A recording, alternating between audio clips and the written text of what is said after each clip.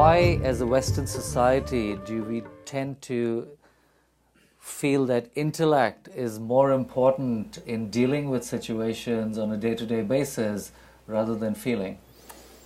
I think it's a European hangover. Descartes, I think for long periods of time, human societies have suffered this struggle for survival. When you want to survive, your ability to discriminate is the most important quality, otherwise you don't survive. Till we create kind of societies where everybody can survive, this cannot be put to rest. So this is the reason why Eastern societies did not bank so much on intellect, but on intelligence.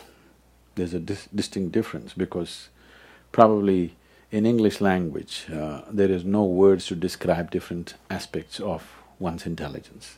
In Sanskrit language, there are at least 8 dimensions of your intelligence.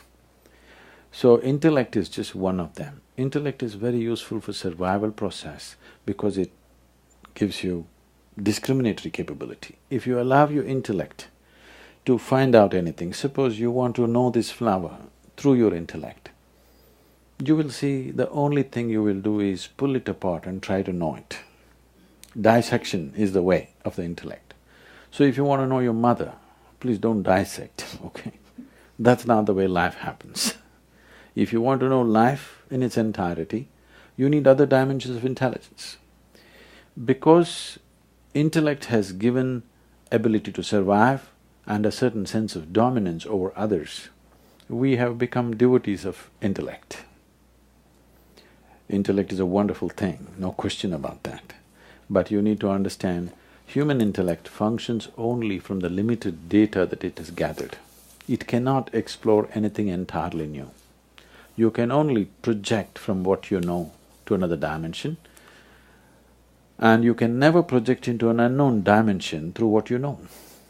Right now, that's the reason why I would say Western societies have been on a treadmill for a long time. They run a lot and they get fit, but they don't go anywhere.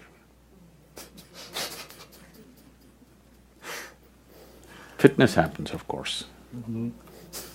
Okay, now when we talk about human identity and false association with certain stereotypes, why do we always strive to be a certain stereotype? I mean, why does everybody in Pennsylvania want to have a big house with a white picket fence? Why is that the status of having arrived? Because this is a society, this idea of role model is essentially from the West. So a few months ago I was being interviewed by someone from here, and this lady asked me, "Who is your role model, Sadhguru?" I said, "I don't roll with the models." Such an idea never occurred to me. It never occurred to me, how should I shape myself, in whose image? That never occurred to us. Because the East is always looking at how to turn inward and discover the deeper potential in you, never going out to be like somebody else.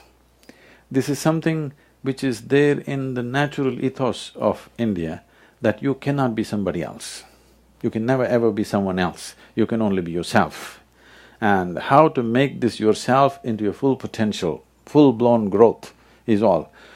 The traditional yogic examples go like this: if a mango tree looks at a coconut tree and thinks coconut tree is taller and aspires to become a coconut tree, it will become a no-good mango tree. So, every life is unique in its own way and has its own place. The only thing that life has to do is to find the necessary nourishment to get full-blown growth. If you become a full-blown yourself, and that's all you can do, otherwise you will become pretentious.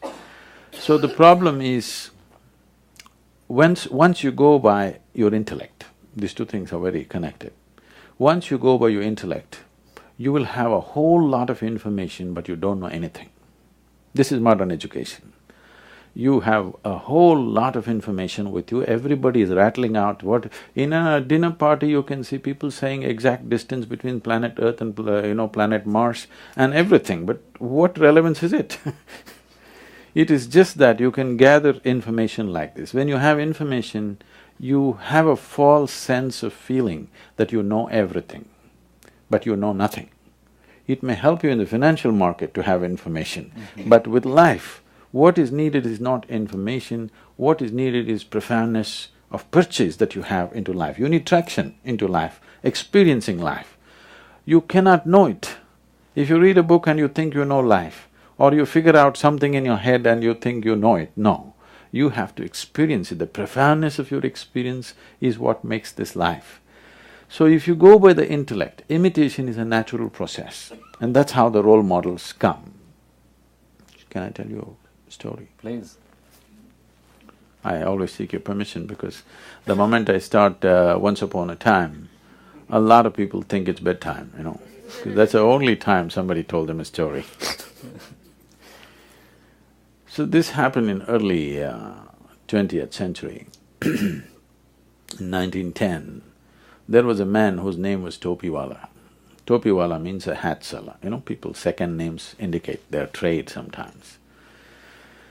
So, he's going from village to village, town to town selling hats in the tropical heat. One afternoon he felt tired and he went and sat down under a tree, opened his meager lunch, ate and dozed off. After a little while he opened his eyes and to his horror, all the hats were gone. He looked all over the place, no hats. When you do everything possible, when you don't know what else to do, people pray. So he looked up to pray and he saw a bunch of monkeys sitting there, all hats on. So he screamed at them, they screamed back at him. He abused them, they abused in their own language. He picked up whatever he could and threw it at them, they picked up whatever they could and threw it back at him. Not knowing what to do, out of sheer frustration, he took his hat and flung it on the ground. All the monkeys took their hats and flung it on the ground, and he picked them up and went about his business. 2013, December 21st, another man was going around selling hats. His name also happens to be Topiwala. And one afternoon he went and sat under a tree, ate his elaborate lunch, 21st century, you know, and promptly fell asleep. After some time he woke up, hats gone. He didn't look here and there, he looked straight up. A bunch of monkeys were sitting hats on. He got up and jived, they all jived. He made funny faces, they made funny faces. He had all the fun he wanted to have. When he was done, he picked up his hat and flung it on the ground. A baboon of a monkey quickly came down, picked up the hat, walked towards him, gave him a tight slap in the face and said, "You idiot, you think only you had a grandfather." So there is substantial evidence, there is evidence that monkeys are evolving, okay? Now, once you go by the limitations of your intellect, you are still a hunter and gatherer. Maybe instead of gathering pieces of meat and leather and bone and tooth of animals, today you gather information, you know the distance between Mars and Sun and this and that. Maybe you gather, but still the nature of the intellect is to gather. By gathering, if you gather so much, somebody who has this much, in front of that person, in comparison to that person, you look better. But in the experience of life, you will not feel any better. So if you have gathered that much, if somebody has gathered this much, then in front of that person you feel like nothing. So gathering is always by comparison. Your own gathering has no meaning. It is only in relation to somebody else's gathering being more meager than yours. Or in other words, in some way you start enjoying somebody else's incapability or failure or whatever. So, this is the nature of the intellect, because it survives on what you have gathered.